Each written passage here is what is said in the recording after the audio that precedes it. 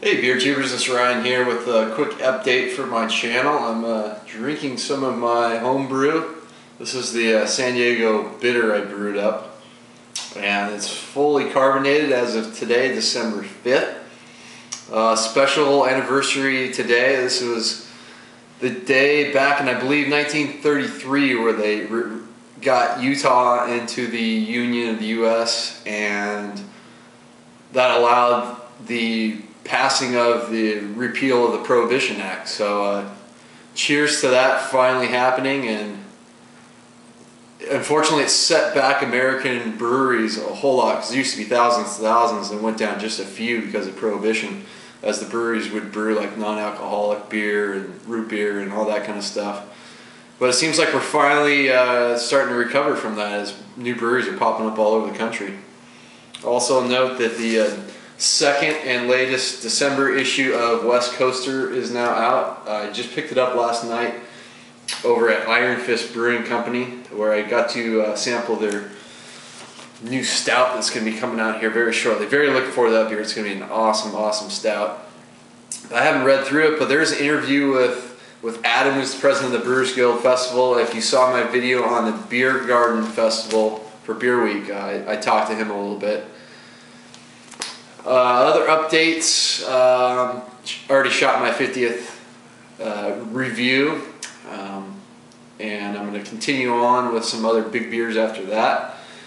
And with the 50 review, as I mentioned in that, is I'm going to start to expand outside of the state of California as far as beers go. So I'm going to start mixing in beers from all over the world. So I might start upping my post count to still do all these San Diego and California beers that I still have in my refrigerator and have aging as well. So, and then I'll mix in some of the other stuff in there as well. So I might up my postings come mid-December. So during December, I'm also hoping to finally make the complete transition to all grain brewing. I already have a cooler that I'm going to convert into a mash tun.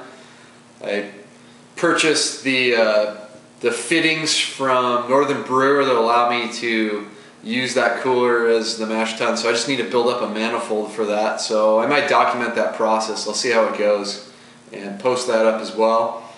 And then I also got some fittings for my kettle as well that will allow me to sparge with it. And what else? Hopefully in December I'll also be picking up a kegerator so I can move over my keg from my freezer into the kegerator, and then that will allow the freezer to be used exclusively for fermenting beers. So after this segment, I'm going to be posting footage of my beer mail from Daniel, the Endo Symbiosis, so you can check out what beers I received from him. I haven't got to reviewing any whiskeys yet. I'm going to do some Scotch reviews. Hopefully this month I'll start up doing those. I just haven't got around to it. November was very busy with San Diego Beer Week and the Brewing Day, and of course Thanksgiving, and I'm going to have all this time coming up for the holidays, so I'm hoping to finally do some Scotch whiskey reviews. So that's it for the updates this month.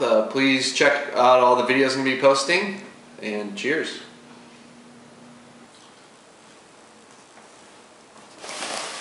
Hey guys, it's beer mail time. Haven't had a beer mail in a long time. This one came from Michigan thanks to Daniel, aka the Endo Symbiosis. Check out his reviews on his channel. So he sent me a box. Looks like there's 6 beers in here. So I'm gonna take a look and see what he sent me. I think he told me what he sent me, but to be honest, I can't really remember all that I requested. But looks like oh yeah,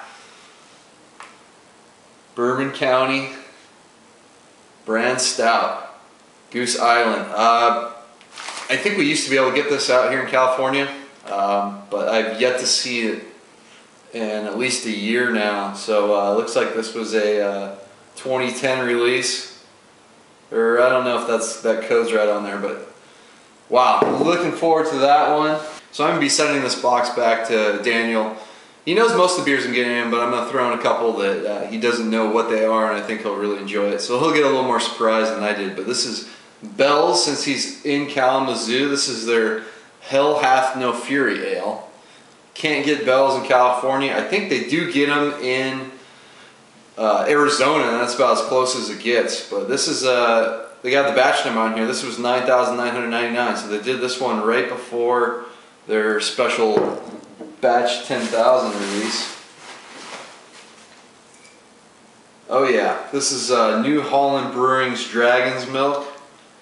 Ale aged in oak barrels. It's a high gravity series. Another Michigan brewery I can't get. I can only get one Michigan brewery, and that's Jolly Pumpkin. Everybody else cannot get out here in San Diego, unfortunately. This is the 2010 vintage. I believe he sent me 2 of these since I heard it's an awesome beer. Chris reviewed it for the website, so check out his review of that. That's what made me get interested in it. And this is one that I've been really wanting to try. This is Great Lakes Brewing Company's Edmund Fitzgerald Porter. I heard this is one of the best American porters out on the market, and they're out in Cleveland, Ohio. Can't get any of their stuff here as well.